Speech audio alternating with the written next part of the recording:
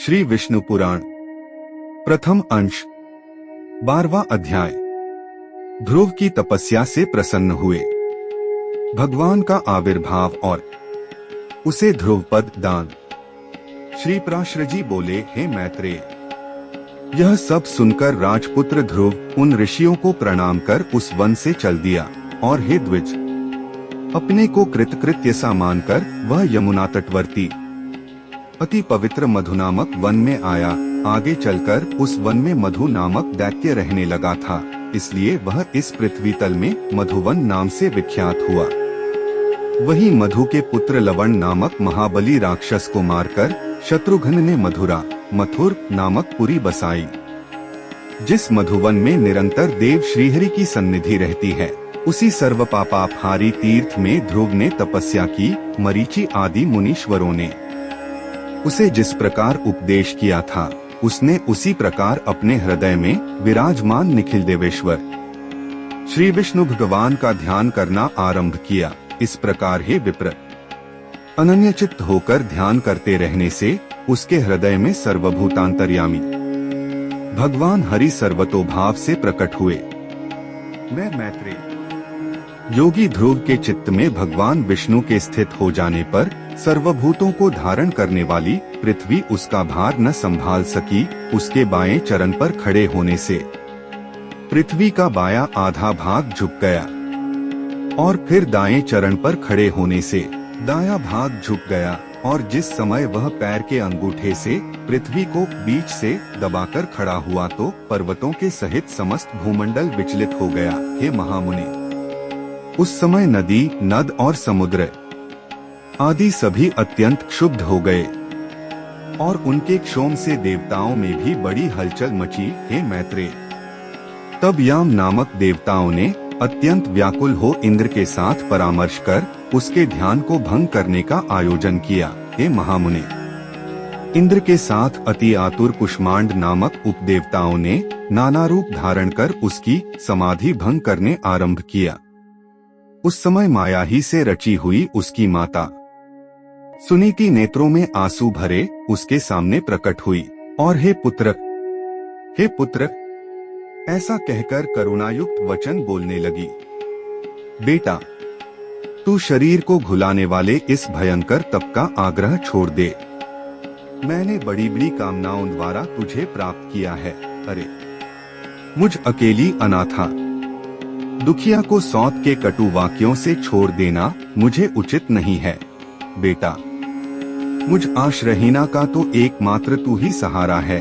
कहाँ तो 5 वर्ष का तू और कहाँ तेरा यह अति उग्र तप। अरे, इस निष्फल क्लेशकारी आग्रह से अपना मन मोड़ ले। अभी तो तेरे खेलने कूदने का समय है, फिर अध्ययन का समय आएगा, तदंतर समस्त भोगों के भोगने का, और फिर अंत में तपस्या करना भी ठीक होगा। बेटा, तुझ सुकुमार बालक का जो खेल कूद का समय है, उसी में तू तपस्या करना चाहता है। तू इस प्रकार क्यों अपने सर्वनाश में तत्पर हुआ है? तेरा परम धर्म तो मुझको प्रसन्न रखना ही है। अत तू अपनी आयु और अवस्था के अनुकूल कर्मों में ही लग। मोह का अनुवर्तन न कर और इस तपरूपी अधर्म से निवृत्त हो। बेटा, यदि आज तू इस तपस्या को न छोड़ेगा तो देख, तेरे सामने ही मैं अपने प्राण छोड़ दूंगी। श्री पराशरजी बोले, हे मैत्रेय, भगवान विष्णु में चित्त स्थिर रहने के कारण ध्रुव ने उसे आंखों में आंसू भरकर इस प्रकार विलाप करती देखकर भी नहीं देखा। तब, अरे बेटा, यहाँ से भाग, देख इस महाभयंकर वन में ये कैसे घोर राक्षस अस्त्र शस्त्र उठाए आ रहे हैं। ऐसा कहती हुई वह चली गई और वहाँ जिनके मुख से अग्नि की लपटें निकल रही थी, ऐसे अनेकों राक्षसगण अस्त्र शस्त्र संभाले प्रकट हो गए। उन राक्षसों ने अपने अति चमकीले शस्त्रों को घुमाते हुए उस राजपुत्र के सामने बड़ा भयंकर कोलाहल किया। उस नित्य योगयुक्त बालक को भयभीत करने के लिए अपने मुख से अग्नि की लपटें निकालती हुई सैकड़ों स्थारियां घोर नाद करने लगी। वे राक्षसगण भी इसको मारो मारो, काटो काटो, खाओ खाओ, इस प्रकार चिल्लाने लगे। फिर सिंह, ऊंट और मकर आदिर्के से मुखवाले वे राक्षस राजपुत्र को त्राण देने के लिए नाना प्रकार से गर्जने लगे, किंतु उस भगवदासक्त चित्त बालक को वे राक्षस, उनके शब्द, स्यारियां और अस्त्र शस्त्रादि कुछ भी दिखाई नहीं दिए। वह राजपुत्र एकाग्रचित्त से निरंतर अपने आश्रयभूत विष्णु भगवान को ही देखता रहा और उसने किसी की ओर किसी भी प्रकार दृष्टिपात नहीं किया। तब संपूर्ण माया के लीन हो जाने पर उससे हार जाने की आशंका से देवताओं को बड़ा भय हुआ। अत उसके तप से संतप्त हो वे सब आपस में मिलकर जगत के आदि कारण शरणागत वत्सल अनादि और अनंत श्रीहरि की शरण में गए। देवता बोले, हे देवाधिदेव, जगन्नाथ, परमेश्वर, पुरुषोत्तम, हम सब ध्रुव की तपस्या से संतप्त होकर आपकी शरण में आए हैं। हे देव, जिस प्रकार चंद्रमा अपनी कलाओं से प्रतिदिन बढ़ता है, उसी प्रकार यह भी तपस्या के कारण रात दिन उन्नत हो रहा है। हे जनार्दन, इस उत्तानपाद के पुत्र की तपस्या से भयभीत होकर हम आपकी शरण में आए हैं। आप उसे तप से निवृत्त कीजिए। हम नहीं जानते वह इंद्रत्व चाहता है या सूर्यत्व, अथवा उसे कुबेर, वरुण या चंद्रमा के पद की अभिलाषा है। अत हे ईश, आप हम पर प्रसन्न होइए और इस उत्तानपाद के पुत्र को तप से निवृत्त करके हमारे हृदय का कांटा निकालिए। श्री भगवान बोले, हे सुरगण, उसे इंद्र, सूर्य, वरुण अथवा कुबेर आदि किसी के पद की अभिलाषा नहीं है। उसकी जो कुछ इच्छा है वह मैं सब पूर्ण करूंगा। हे देवगण, तुम निश्चिंत होकर इच्छानुसार अपने अपने स्थानों को जाओ। मैं तपस्या में लगे हुए उस बालक को निवृत्त करता हूँ।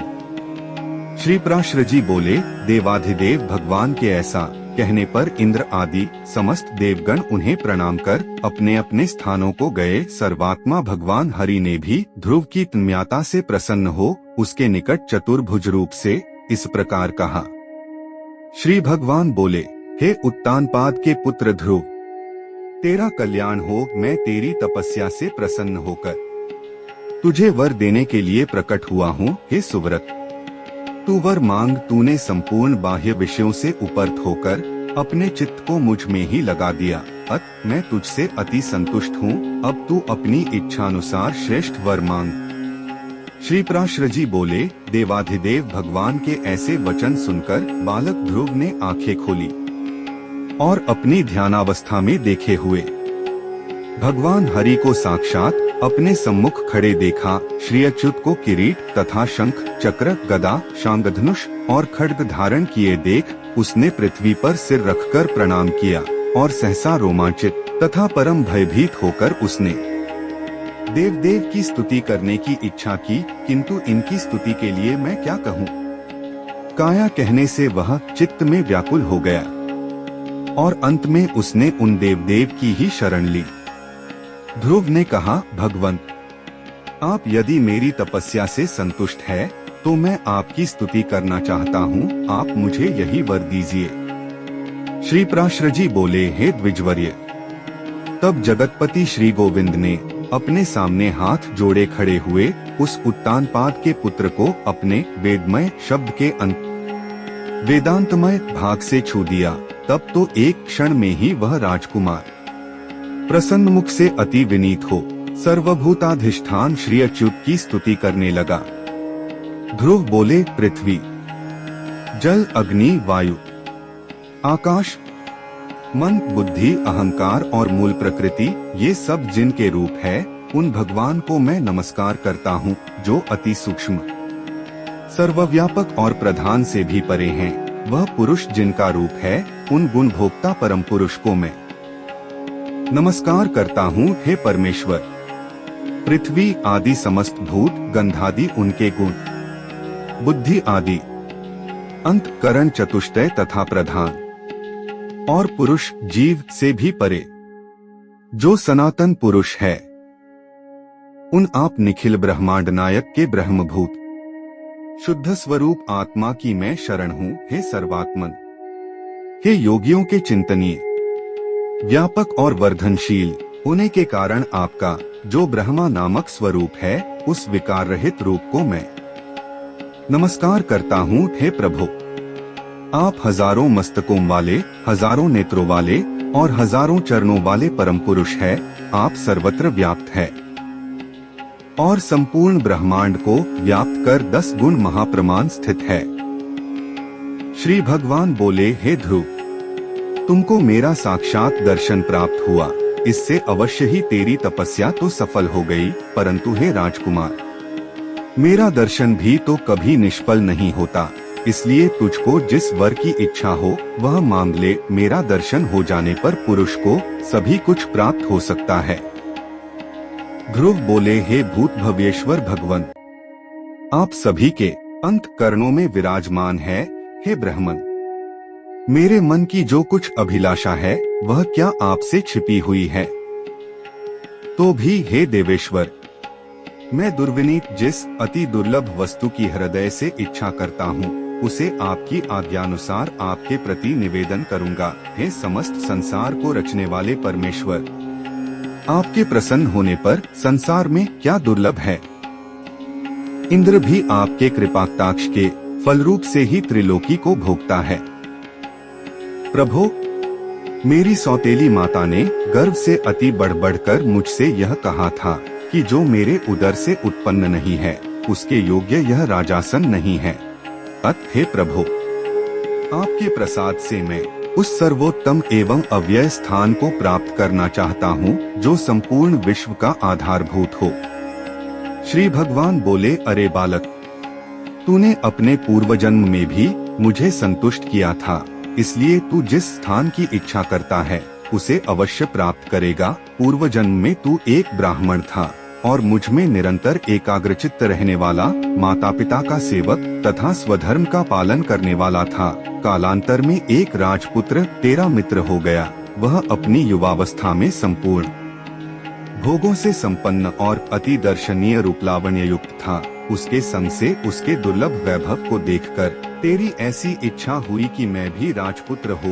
अतः हे ध्रुव, तुझको अपनी मनोवांछित राजपुत्रता प्राप्त हुई और जिन स्वयंभुव मनु के कुल में और किसी को स्थान मिलना अति दुर्लभ है, उन्हीं के घर में तूने उत्तानपाद के यहाँ जन्म लिया। अरे बालक, जिसने तुझे संतुष्ट किया है उसके लिए तो यह अत्यंत तुच्छ है। मेरी आराधना करने से तो मोक्ष पद भी तत्काल प्राप्त हो सकता है। फिर जिसका चित्त निरंतर मुझ में ही लगा हुआ है, उसके लिए स्वर्गादि लोकों का तो कहना ही क्या है।